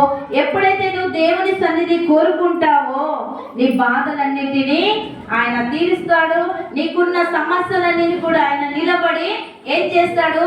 అవన్నీ నా యేసు ప్రభు తొలగిస్తాడు. ఇక్కడ మనం చూస్తున్నాము, ఇక్కడ వాళ్ళు రాత్రంతా వాళ్ళు కష్టపడ్డారు, కానీ ఒక్క చేప వాళ్ళ వలలో పడలేదు. ఎందుకు పడలేదు? వాళ్ళు రాత్రంతా కష్టపడ్డారు, కానీ వలలో వాళ్ళ ఒక్క చేప కూడా పడలేరు. ఎంత కష్టపడ్డా వాళ్ళ వలలో చేప పడలేదు. వాళ్ళు ఇక్కడ అంతా దేవుని సన్నిధానంలో ఏం చేస్తున్నారు? ఇక్కడ కొంతమంది దేవుని వాక్యము వింటున్నారు, విని వాళ్ళు వెళ్ళిపోతున్నారు. కానీ ఇక్కడ యేసు ప్రభుతో వీళ్ళు ఉన్నారు. యేసు ప్రభు ఎలా చెప్తున్నారో అలా వాళ్ళు వింటున్నారు. అయితే వీళ్ళ జీవితంలో వీళ్ళు సోమరి కాదు, కష్టపడే మనసు వాళ్ళలో ఉంది. ఎవరైతే కష్టపడతారో, ఎవరైతే భారం కలిగి ప్రార్థన చేస్తారో, దేవుడు వాళ్ళ బాధను అర్థం చేసుకొని సాయం చేయడానికి దేవుడు వాళ్ళ కోసము దిగి వస్తాడు. అయితే వీళ్ళు ఏం చేశారు? దేవుడు మాట చొప్పున వల వేసినప్పుడు ఏమైంది? అక్కడ ఏమైంది? చదవండి అమ్మా. విస్తారమైన చేపలు పట్టి. చదవమ్మా 5వ వచనం. సీమోను, ఆ. తెలియనివాడా, రాత్రి అంతయు మేము ప్రయాసపడితిమి గాని మాకేమీ దొరకలేదు. అయినను నీ మాట చొప్పున వలలు వేతునని ఆయనతో చెప్పెను. వారు అలాగు చేసి విస్తారమైన చేపలు పెట్టిరి. అందుచేత వారు వలలు మిగిలిపోవచ్చుండగా వారు వేరొక దోణిలోనున్న తమ పాలివారు వచ్చి తమకు సహాయము చేయవలనని వారికి సంజ్ఞలు చేసిరి. వారు వచ్చి 2 దోణులు మునుగునట్లు నింపిరి. సీమోను పేతురు అది చూచి యేసు మోకాళ్ళ ఎదుట సాగిలపడి, ప్రభువా, నన్ను విడిచిపోము, నేను పాపాత్ముడనని చెప్పెను. అది ఇక్కడ మనం ఏం చేస్తున్నాము? దేవుడు మాటలు వినగానే వాళ్ళు వలలు వేశారు. వలలు వేసినాక విస్తారమైన చేపలు పట్టింది. అయితే ఒకటి నేను ప్రశ్న అడుగుతున్నా. రాత్రంతా కష్టపడ్డారు కదమ్మా, రాత్రంతా కష్టపడ్డారు. మరి రాత్రంతా కష్టపడినప్పుడు వారి నావలో నా యేసయ్య ఉన్నాడా? లేడు. మరి తెల్లారినాక వాళ్ళు చేపలు, విస్తారమైన చేపలు పట్టినప్పుడు మరి వాళ్ళ నావలో యేసు ప్రభు ఉన్నాడా? ఉన్నాడు. దీంట్లో మీకేం అర్థమవుతుంది? రాత్రంతా కష్టపడ్డారు, చేపలు దొరకలేదు. ఎప్పుడైతే నా యేసు ప్రభు వాళ్ళ నావలో ఉన్నాడో అప్పుడు విస్తారమైన చేపలు, అక్కడ విస్తారమైన చేపలు వాళ్ళకు దొరికింది. అయితే మనం ఏం చూస్తున్నామంటే మన జీవితంలో కూడా మనం ఏ పని చేసినా, మనము ఏ పొలంలో పని చేసినా, ఏ వ్యాపారం చేసినా, నువ్వు చిన్న పని చేయి, నువ్వు ఏ పని చేయి, నువ్వు ఎక్కడికి వెళ్ళినా, నువ్వు ఇంట్లో ఏ కార్యం చేయాలనుకున్నా, మంచి కార్యం, ప్రతిదీ మొదటిగా మనం ఇన్విటేషన్ ఇస్తాం కదా. పిండికి రండి, దీనికి రండి. అది కాదు. దేవా, ఈ కార్యంలో నీవు ఉండు, ఈ కార్యంలో నువ్వు ఉండు. ఇప్పుడు నేను ఒక గృహం కడుతున్నా, ముందు స్టార్టింగ్ పునాది వేసా. దేవా, పునాది నీవున్నా కాబట్టి ఇక్కడ నువ్వు ముందు ఉండు అని ప్రతిరోజు దేవుని మనము ఆహ్వానించే వారిగా ఉండాలి. నీ హృదయంలో కూడా ఉండాలి, నీ కుటుంబంలో కూడా ఉండాలి. నువ్వు ఒక్కదాన్ని ప్రార్థన చేస్తే సరిపోదు, నీ కుటుంబం కూడా ప్రార్థన చేయాలి. నీ కుటుంబం ప్రార్థన చేయాలంటే నువ్వు బలంగా ప్రార్థనలు ఉండాలి. హల్లెలూయా. అట్లా నీ కుటుంబంలో దేవుని ఆహ్వానించుకో. నీ జీవితంలో అయితే ఆహ్వానించుకున్నావు, ఓకే. కుటుంబంలో గృహంలో ఆహ్వానించుకున్నావు, మరి నీ కుటుంబంలో లేడే. ఇప్పుడు మనం కొన్నిల్ని చూస్తున్నాం, అక్కడ కుటుంబం అంతా ప్రార్థన చేస్తున్నాడు, మరి ఒక్కడు చేస్తాడే? భార్య, పిల్లలు అందరూ చేస్తున్నారు. అప్పుడు దేవదూత అక్కడికి వచ్చింది. మరి మన కుటుంబం కూడా కలిసి ప్రార్థన చేసినప్పుడు మన మధ్యలో కూడా ఆయన నివసిస్తాడు, ఆయన మన మధ్యలో కూడా ఉంటాడు. నువ్వు ఏ పని చేసినా ముందు దేవుని నువ్వు ఆహ్వానించు. ఓకే, రాత్రంతా వాళ్ళు కష్టపడ్డారు కానీ వాళ్ళకు చేపలు దొరకలేదు. కానీ వాళ్ళు కష్టపడే మనస్తత్వం. అయితే యేసు ఎవరిని చూస్తున్నాడు? కష్టపడే మనుషులను చూస్తున్నాడు, సోమరులను కాదు. ఈ రోజు నువ్వు ప్రార్థన బద్ధకంతో ఉన్నావా? లేకపోతే నీ శరీరాన్ని నువ్వు నలగొట్టి దేవుని సన్నిధానంలో నువ్వు ప్రార్థన చేస్తున్నావా? నీ శరీరాన్ని నలగొట్టి నువ్వు ప్రార్థన చేస్తే నువ్వు ఏ విధంగా ప్రార్థనను ప్రయాసపడుతున్నావు దేవుడు నేను చూసి నీకు ప్రతిఫలం ఇస్తాడు. నువ్వు బద్ధకంతో సోమరిగా ఈతీలే నిద్ర వస్తుంది. ఏం చేస్తారు? గురువు పడ్డారు, ఇంకా దుప్పటి కప్పుకున్నా. అలాంటి వాడిని దేవుడు చూడడు. వస్తాడు దేవుడు కొన్నిసార్లు సోమరిపోత దగ్గర కూడా వస్తాడు, తలుపులు తట్టుతూ ఉంటాడు. కానీ ఆ స్వరం దేవుడిదని తెలియక తలుపులు, హృదయం అనే తలుపులు కూడా తెరవలేకపోతున్నాం. హృదయంలో దేవుని కూడా ఆవరించలేకపోతున్నాడు. అయితే చాలాసార్లు మనం కూడా పనిలో, వ్యాపారంలో చాలాసార్లు కష్టపడుతున్నాము, కానీ కష్టానికి ఫలితము వస్తలేదు. కానీ నా దేవుడు కనికరపడితే ప్రతిదీ జరుగుతుంది. ఇక్కడ వాళ్ళు కష్టపడ్డారు కాబట్టి నా యేసయ్య వాళ్ళని చూశాడు. నా యేసయ్య చూసి మరి వాళ్ళ నామలోనికి వెళ్ళి వాళ్ళకు మార్గం చూపిస్తున్నాడు. నువ్వు ఇలా పో, నువ్వు ఇలా లోతుగా ఇప్పుడు ఆగు, ఇప్పుడు వలై అంటున్నాడు అక్కడ. అంటే అన్ని డైరెక్షన్ అన్ని చూపిస్తున్నాడు అక్కడ. ఆయన చూపిస్తున్నాడు, ఆయన చెప్పిన మాట వింటున్నాడు. అంటే మన జీవితంలో కూడా దేవుని ఆవరిస్తే చాలదు. ఇప్పుడు ఒక చుట్టాన్ని ఇంటికి తీసుకొస్తే అయిపోతుందా? తిండి పెట్టాలా, అన్ని పెట్టాలా, అప్పుడే కదా. ఇది కూడా అంతే. దేవుని గృహంలోనికి ఆహ్వానిస్తే చాలదు, నువ్వు ప్రార్థన చేయాలి. ఇప్పుడు ఇంటికి వచ్చిన వాళ్ళతో నువ్వు మాట్లాడుకుంటే ఒప్పుకుంటావా? ప్రార్థన సమయమైనా తీలేరే ప్రార్థన చేస్తా అంటాం. ఇలా చుట్టాలు వచ్చారు కదా, వాళ్ళతో నేను మాట్లాడతా అని మనం అంటాం. ఎందుకు? చుట్టాలు వచ్చారు కదా, మాట్లాడడం తప్పదు.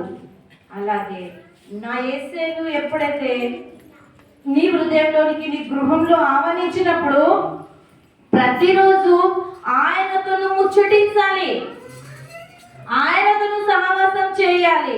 24 గంటలు నువ్వు ఎంతసేపు దేవుడితో నువ్వు మాట్లాడతావో 24 గంటల సేపు నువ్వు ఎంత ఇతరులతో ఫోన్లో కానీ చుట్టుపక్కల వాళ్ళతో నువ్వు మాట్లాడుతున్నావు ఒకసారి మీరే పరిశీలించండి.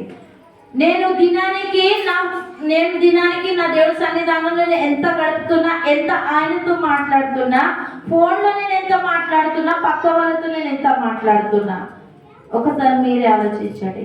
మన జీవితంలో దేవునితో మాట తక్కువ, ఇతరులతో మాట ఎక్కువైపోతుంది. అవుతుందా లేదా? చెప్పండి, ఇక్కడ చేతి పెట్టి. అవుతుందా లేదా? ఎక్కువ వాళ్ళతోనే సహవాసం. ఆ సహవాసం అద్దంటున్నాడు దేవుడు. నువ్వు నాతో సహవాసం కలిగి ఉండు. నువ్వు నాతో సహవాసం కలిగి ఉంటే ఏమంటున్నా ప్రకటనలో, కలిసి భోజనం చేస్తా. హల్లెలూయా. ఏ భోజనం? ఆత్మీయ ఆహారం. హల్లెలూయా. అయితే వీళ్ళు ఏం చేశారు? దేవుడు ఆహ్వానించారు, దేవుడు చెప్పిన మాట విన్నా, లోతుగా నడిపి, అంటే లోతైన ప్రార్థన జీవిత ప్రార్థన, పైపైన ప్రార్థన సరిపోదు. కుమ్మరించు. బావి నుండి నీళ్ళు ఎత్తస్తూ నింపుతూ అట్లా కుమ్మరించు. చెట్టు నీరు కింద ఎంత బలంగా ఉంటుంది, ప్రార్థన కూడా అంత గట్టిగా ఉంటే ఏ శ్రమ వచ్చినా నిన్ను ఎవరు హాని చేయలేరు.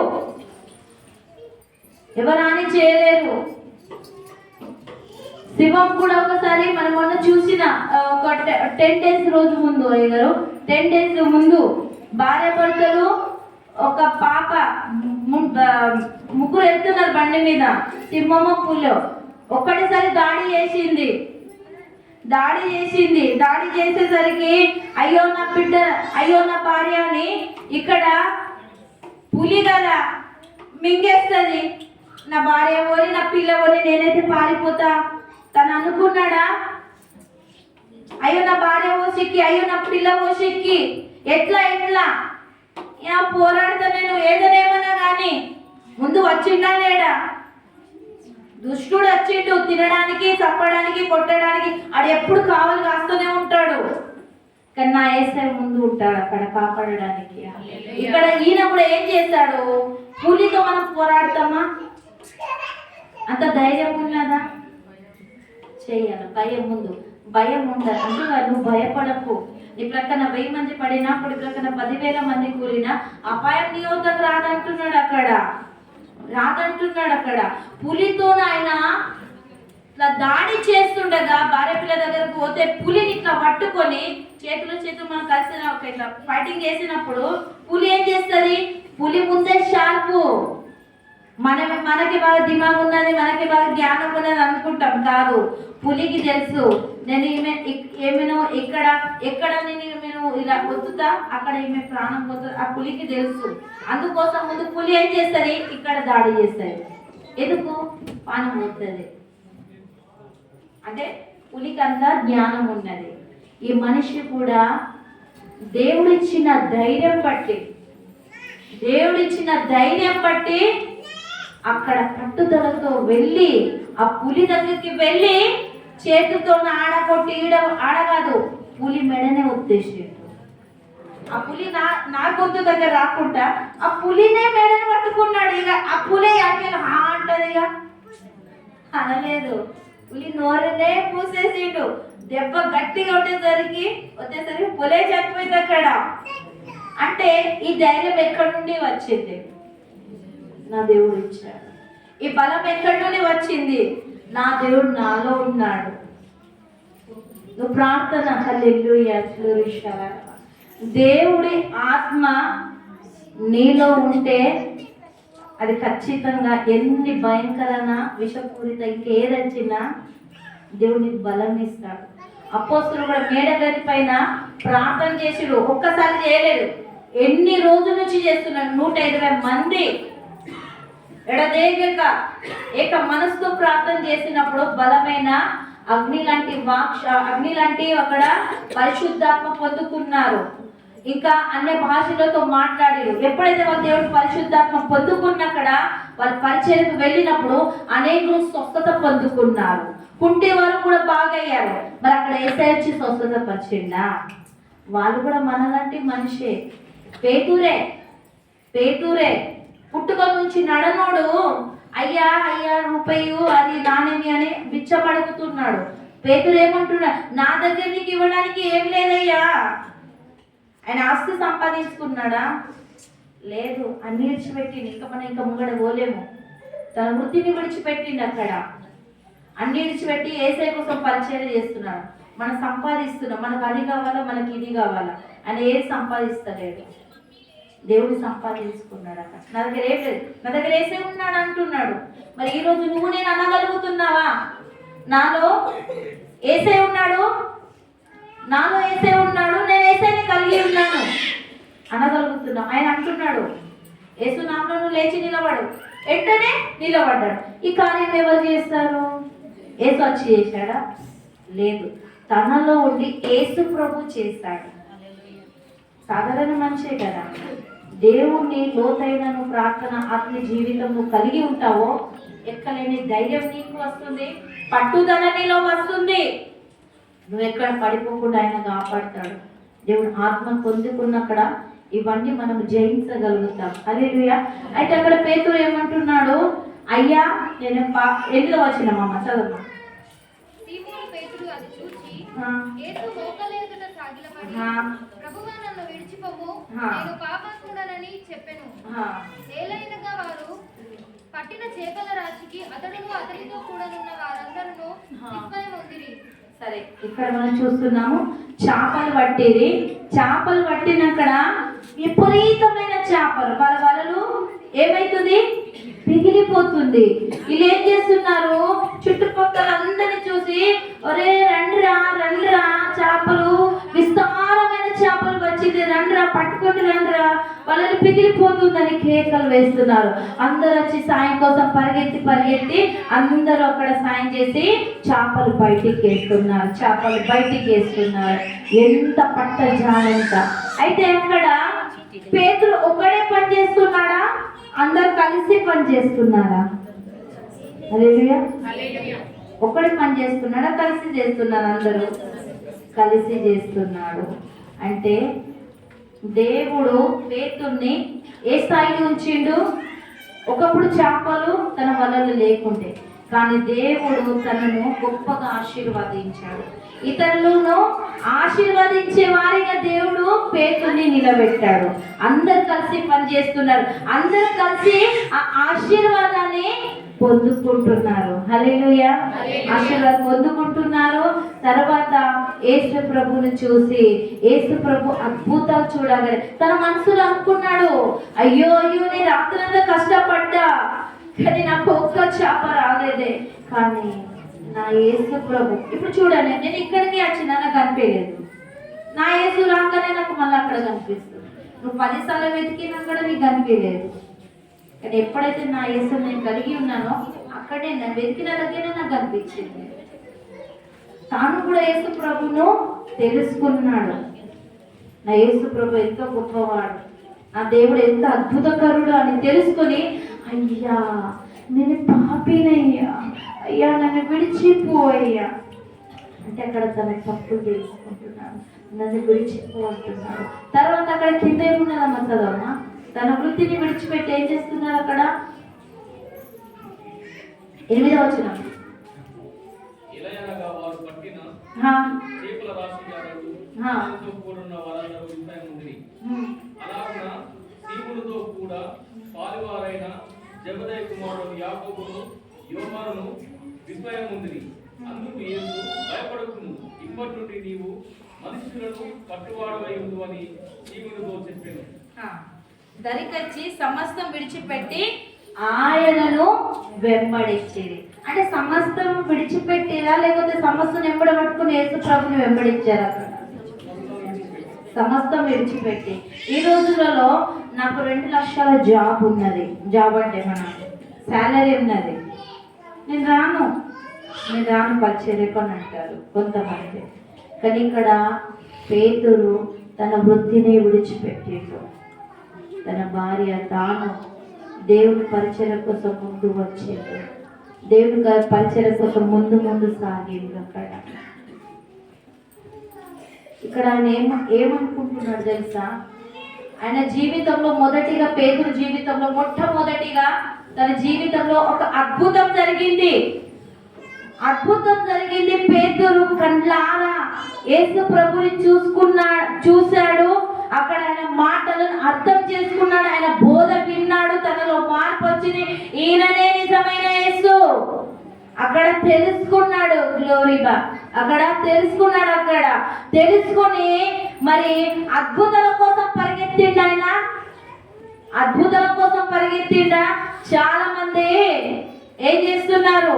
ప్రార్థన విడిచిపెట్టి మాకు ఇలా ఉన్నదమ్మా, మాకు అలా ఉన్నది బ్రహ్మా, మా ఇంటోళ్ళు చేశారా, మా పక్కవాడు చేశారా, చేసేవాళ్ళు ఎవరు? ఆడోళ్ళ, మగోళ్ళ, లేదా మా పాలలో, మా బంధువుల? సోది మాటలు ఇవి. ఎవరు చేస్తే నీకేందమ్మా? నా దేవుడు ప్రతిదీ విడుదల చేయగలిగే సమర్థుడైన, సర్వశక్తి గల దేవుడైన నీకు అంతటా ప్రార్థనలుండు, ఆయన ప్రతిదీ విడుదల చేస్తాడు.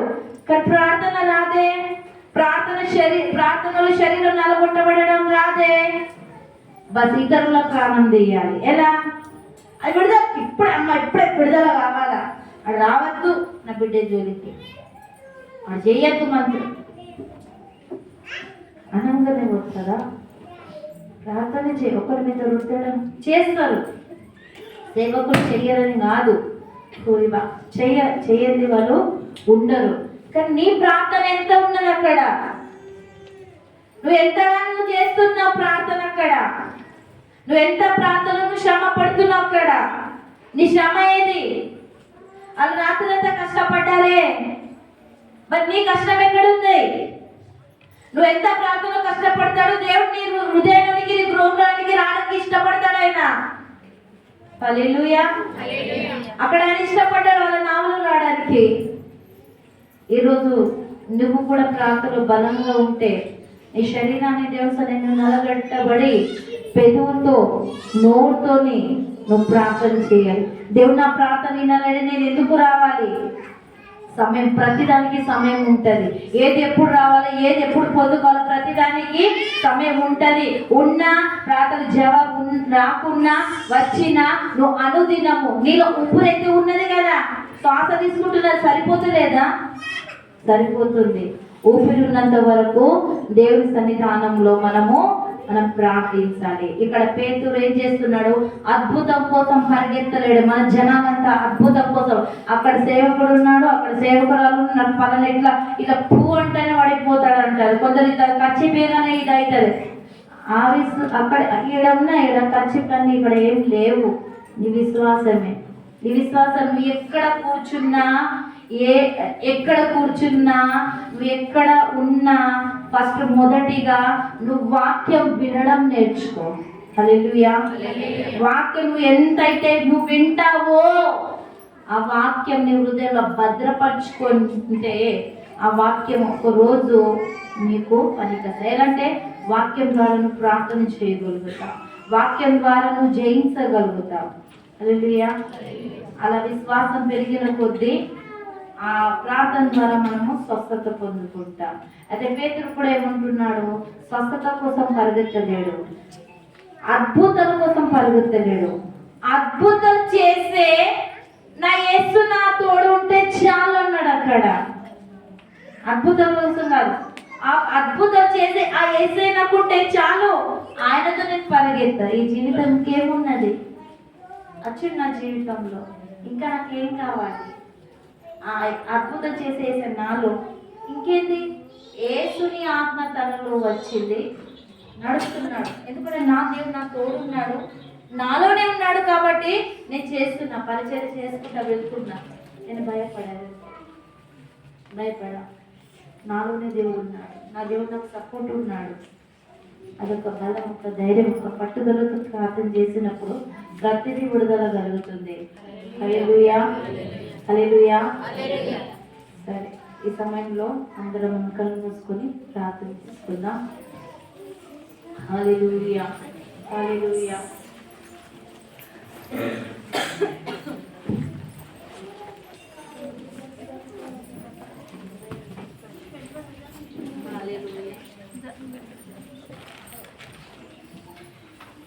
ప్రార్థన చేసుకుందామమ్మా, దయచేసి ప్రార్థన చేసుకుందాం. ప్రార్థన. హల్లెలూయా. హురిబా హురిబా గ్లోరీ షారాబా రిబా రిబా రిబా హురిబా పాపా పాపా ఓ గ్లోరీ షారాబా రిబా రిబా రిబా. ప్రభువా నీకే స్తోత్రం, స్తోత్రం, స్తోత్రం, స్తుతి, స్తుతి, నీకే మహిమ, నీకే ఘనత, రాజా నీకే వందనాలు ప్రభా. అవును ప్రభా, యేసు నీకే వందనాలు ప్రభా. ఈ రోజు నువ్వు నేను దేవుని జ్ఞాపకం చేసుకోవాల్సి ఏంటంటే, అద్భుతం చేసే యేసయ్య మీ ఇంట్లో, మీ జీవితంలో, మీ కుటుంబంలో ఉంటే, మీ వ్యాపారంలో ఉంటే, మీ ప్రయాణంలో ఉంటే, మీ పరిస్థితిలో ఉంటే, మీ కష్ట సుఖాలలో ఉంటే, మీ ఇబ్బందులు, మీ శ్రమలు నీకు తోడు ఉంటే, వాళ్ళు నిస్సాయ స్థితిలో ఉండగా యేసు వారిని వాళ్ళని చూచి యేసయ్య వాళ్ళపైన కనికరపడ్డాడు. హల్లెలూయా.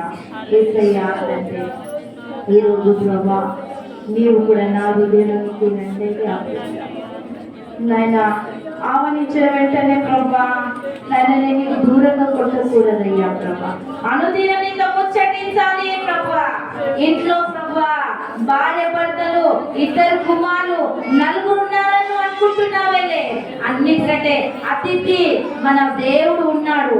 ఐదో వ్యక్తి దేవుడు మా మధ్యలో ఉన్నావని నీ పిల్లలతో, నీ భర్తతో, నీ భార్యతో మాట్లాడినట్లు కాదు, ఆయన కూడా నీ ఇంట్లో ఉన్నాడని నువ్వు గుర్తించుకొని ఆయనతో కూడా నువ్వు మాట్లాడు. ఎందుకంటే ఆయనతో నువ్వు మాట్లాడాలని ఆయన ఇష్టపడుతున్నాడు. హల్లెలూయా, హల్లెలూయా. యేసునికి వందనాలు ప్రభా. ఓ పరిశుద్ధాత్మ గల దేవా నీకు వందనాలు ప్రభా. యేసయ్యా తండ్రి దినం ప్రభా అయ్యా తండ్రి లోతైన ప్రార్థన జీవితం కలిగి ఉండాలి ప్రభా. అయ్యా దినం ప్రభా లోతైన వాక్య ధ్యానం మేము కలిగి ఉండాలి ప్రభా. లోతైన సహవాసం కలిగి ఉండాలి ప్రభా. అలాంటి ఆత్మీయ లోతైన ఆత్మీయ జీవితాన్ని ప్రభా నాయన తండ్రి మాకు దయచేయమని ప్రార్థిస్తున్నాను ప్రభా. ఓ పరిశుద్ధాత్మ గల దేవా నీ పరిచర్యలో మమ్మల్ని వాడుకోతండి. పేతులైతే సమస్త విడిచిపెట్టి ప్రభా తండ్రి అయ్యా తండ్రి నిన్ను వెంబడించాడయ్యా ప్రభువా. మరి నాయన అయ్యా మాకు కూడా ప్రభా ఒకటి చక్కని ప్రభా శ్రేష్టమైన జీవితాన్ని ఇచ్చావు ప్రభా. ఈ జీవితం నీ కోసమే మేము వాడబడాలి. అడుగుదామా దేవుని సన్నిధానంలో, దేవా ఈ జీవితం నీ కోసమే వాడబడాలి, నీ కోసమే పరిగెత్తాలి ప్రభా. ఏది ప్రార్థన ఫలితం నాయన రాకున్నా నీ మందిరానికి నేను ముందు ముందు ఉండాలి ప్రభా తండ్రి. ముందు ముందుగా తండ్రి నాయనా నీ సన్నిధానంలో నీ మందిరానికి వచ్చి నేను పరిచర్య చేయాలి ప్రభా. ఈ పరిచర్య నేను చెయ్య, ఆ పరిచర్య నేను చెయ్య అని మేము అనకూడదు ప్రభా. అయ్యా ఏ చిన్న పనైనా ప్రభా అయ్యా ప్రతిదీ అది పరిచర్య చేస్తూ ఉండాలి ప్రభా.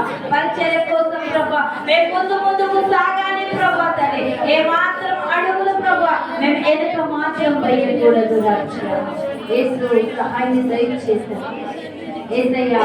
ప్రతి దినం తండ్రి నిన్ను చూసే కృపను దయచే, నీపైనే ఆధారపడే కృపను దయచే, నిన్ను వెంబడించే కృపను దయచే. నా కనులు ప్రార్థన చేస్తున్నా, నా కనులు చూసేది నిన్నే కదా.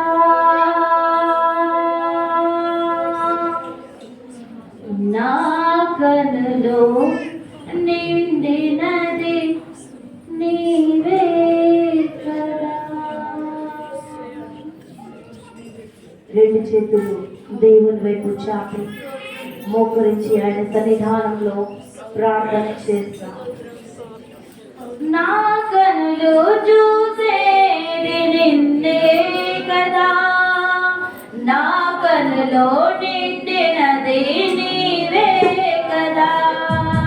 నిన్ను చూసి నన్ను మరిచి, నిన్ను చూసి నన్ను మరిచి, నీ వలనే మారిపోదును, నీ వలనే మారిపోదును. నా చేత జీవితమంతా నీ కోసమే బ్రతికెదనయ్యా. నా చేత జీవితమంతా నీ కోసమే బ్రతికెదనయ్యా. ఏ క్షణమైనా, ఏ దినమైనా, ఏ క్షణమైనా, ఏ దినమైనా ప్రభువా నీ కోసమే నేను జీవించును. నా ప్రభువా నీ కోసమే నేను జీవించును.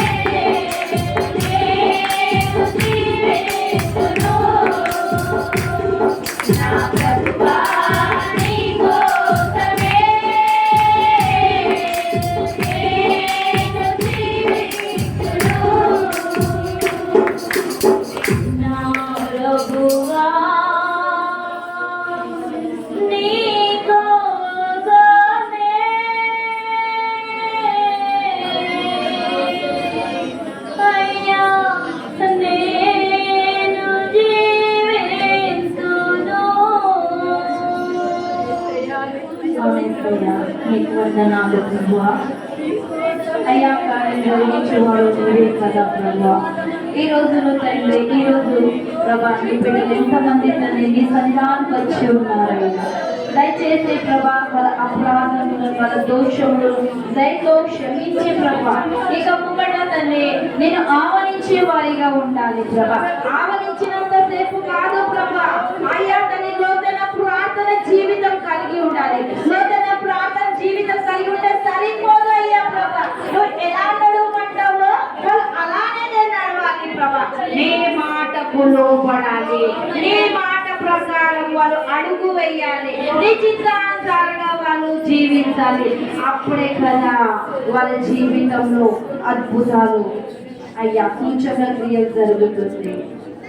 నా దేవా పేతురు జీవితంలో చేసిన మేలు ప్రభా ఈరోజు తన సంఘంలో ఉన్న బిడ్డల జీవితంలో మీరు జ్ఞానం జరిగించండి ప్రభా. విన్న వాక్యం తన వాళ్ళ హృదయంలో నాటి ప్రభా.